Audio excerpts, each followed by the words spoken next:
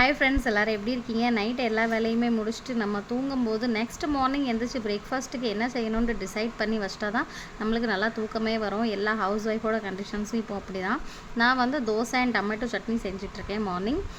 Tomato chutney வந்து நான் ரொம்ப சிம்பிளாக செஞ்சுருவேன். Tomato, onion, garlic, red chilli, அப்புறம் வந்து சால்ட் போட்டு நல்லா அதை ரோஸ்ட் பண்ணிக்கிட்டு நான் மிக்சியில் கிரைண்ட் பண்ணிக்கிடுவேன்.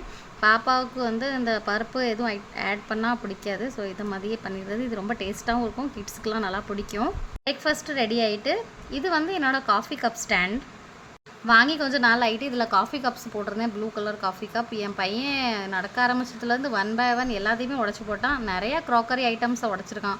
ஸோ இன்றைக்கி வந்து எங்கள் அம்மா இது மே மாதம் வரிசையில் எனக்கு இந்த கப்ஸ் வாங்கிட்டு வந்துருந்தாங்க. அதை வாஷ் பண்ணி இதில் ஹேங் பண்ணி வைக்கலான் இருக்கேன். அவன் கை எட்டாத அளவுக்கு தூரமாக கொண்டு வைக்கணுன்ட்டு ஃப்ரிட்ஜுக்கு மேலே வச்சுருக்கேன். என் வீடியோ உங்களுக்கு பிடிச்சிருந்துச்சுன்னா லைக் அண்ட் சப்ஸ்கிரைப் பண்ணுங்கள். நெக்ஸ்ட் வீடியோவில் பார்க்கலாம். பை.